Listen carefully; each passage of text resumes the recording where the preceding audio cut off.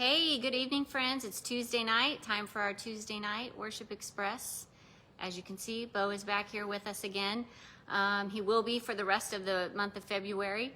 If you were with us last week, we kind of introduced the honest conversations about marriage that we're going to be having throughout this month. So last week we talked about communication styles and just kind of things that have worked for us. We shared that, if you remember.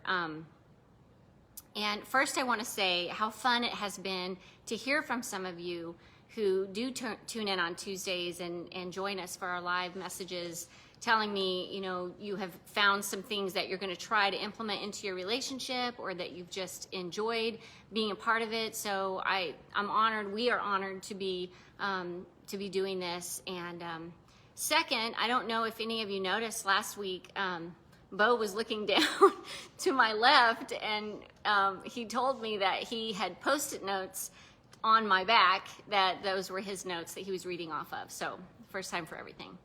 So I appreciate you being here. We're going to jump right in. And tonight we're talking about, we call them do's and don'ts, maybe some good ideas, and then maybe some not so good ideas of things that we have learned in our 17 years together. And keep in mind that you're not always going to want to do these things. You're not going to feel like doing some of these things, but that it will produce good in your relationship. So I will start off with, kind of touched on this a little bit last week, but do try to understand the history of your spouse, your partner, things that that they grew up with learning and doing in their communication style, why they are who they are today. And I know that I've kind of asked Bo to share a little bit about something that I learned about him that has helped us to stay on the same page when it comes to certain triggers. So I'll let you share your story. Well, let me pull my notes off your back here. And I'd say the same thing about what Meredith was saying. You know, one of my do's was listen to understand the needs and really understand the background of people's triggers and things like that. One of them, early on in our marriage, you know, and I think I said this last week, you know, marriage has seasons. You know, in the beginning of a relationship, you know, you're going out all the time, you're spending time together doing things that 5 years from there, you might not even do those things in a marriage. But early on in our relationship, we openly talked about things and why we feel certain ways. You know, one of my triggers to kind of get me and Meredith in a quarrel or something like that might be in the beginning was her just wanting to like jump up and run over to a friend's house or run to Walmart or to run to the city, far away. And it basically comes down to driving. And of course, Meredith didn't understand in the beginning why it was meant so much to me, of why I call it unnecessary driving. Well, why do we have to go to Target and Liberty when we were just there 3 days ago? Or why can't we plan better? And it comes down to way back when I was young, when I was 6 years old, I lost my father in a car accident. A drunk driver took his life. And it took me many, many years to understand why I was so the way that I am with driving, trying to be safe driving, trying to not drive all the time. But you know, in the beginning, I didn't come out and just say that, you know, so much as Meredith had to try to understand why I was so defensive and would get angry whenever she would drive too much, things like that. But I did learn that, and so a compromise that we kind of came up with is we plan when you know, if it's a personal thing for me and I am going far away to visit some friends, like an hour away, then I'll do that. Or last year what we ended up doing is made a family trip out of it, and you know, they dropped me off and then came back and got me at the end of the evening. And I'm fine with that. You know, sometimes you have to make compromises you have to give. Sometimes that's an easy give for me. You know, it's not that important to me to drive by myself an hour away and then come back and, you know, when it's late at night. So that was an easy give for me. You know, one of my don'ts on that though is, you know, do listen to understand what our needs are and understand our background, but also don't go out and try to meet every need. Right. You know, I mean, I think we get caught up in that, and then we feel bad as the other one because we can't meet those needs. Right. Meredith couldn't meet my need of her not driving because in the beginning, especially after we had kids, and Anna was born, then I was really like, don't get on the highway, don't get on the highway. So she can't meet that need. So just understanding it and making little changes to try and help us along, I think really helped us. Well, and I do remember one time when he finally revealed to me that this was a trigger for him, and I said, well, how can I help you? Like, what can I do to help you get past this? And his answer to me was, I guess just keep doing it. Keep driving. Keep living the life that you're doing. You know, keep doing what you're doing, and eventually I'll be okay with this. One of the triggers that I have that he has learned is when I say something and he goes, what? And he knows exactly what I'm talking about. It's that body language that we kind of have to, you know, sometimes we receive that in a way that triggers us and we don't really know why. It's okay not to know why, but just to verbalize to your person that, you know, it kind of, this is how that makes me feel when that happens, you know, but not you, you know, we talked about you statements last week. Okay, so moving on. Do notice and appreciate things about your spouse or your partner that are good. When you see something that is good and that makes you happy, acknowledge it, verbalize it, say it out loud. Everybody needs those accolades, and especially your spouse, you know, because it's so hard sometimes. Marriage can be really hard, but when you see something that makes you happy, that you recognize, you know, it can be something as little as him starting the car for me in the morning and making sure that the seat warmer's on, especially right now when it's so cold outside, or knowing that I love to come home to a clean house or dishes put away. You know, those are simple things, but easy for him to do, for me to come home to. Same way with me. It's easy for Meredith to, she gets up an hour and 15 minutes before I do. And when she feels me rustling around in the other room, she goes ahead and makes the coffee and brings it to me. And that starts my day out right. Okay, so moving on to the next do that I have is, if you know that you are going to have something hard that you need to talk about, make time to have a neutral zone, meaning not in the bedroom maybe, not in the living room where family maybe can hear you, but, you know, for us, sometimes we will go up to one of the lodges where no one's around and have a conversation, and it's kind of a neutral zone where we can kind of say what we need to say and feel supported by, you know, by each other. Just kind of a neutral place. The other thing about that is, even if it's in public, if you have to make a point to go out to a public place, to a restaurant and sit down, you know, your testimony matters, and you're not going to be as apt to yell at each other or storm off or get mad and, you know, knock a table over or something, because you're in public and it's you and your person. So do you have anything that you wanted to add? No. Oh, okay. So now I'm going to move on to the don'ts. Don't bring up past hurts if you have already worked through it. And I think that's a big one, because it's real easy. My mom calls this histrionics. You know, if you've already worked through something and you've already made your amends about it, you don't need to keep bringing it up to remind them of how silly or dumb something was. You know, that doesn't help. It doesn't help anything. It's keeping score, and we know that from 1 Corinthians, love doesn't keep score. Don't walk away in the middle of an argument and say, whatever, I'm done. Those words, I'm done, can be so damaging.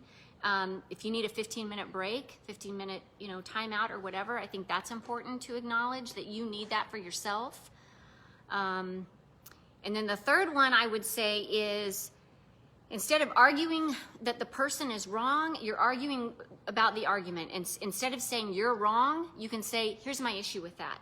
And I actually learned that from Bo. I think that he has done that. He's done a very good job of that with me. Instead of telling me I'm wrong and pointing the finger, he'll say, here's my issue with that. Here's my issue with what you're saying. And so I think those are good things that I've learned that from him. Not to take over this conversation or anything. A couple of things I had on my notes that I wanted to talk about in the same regards.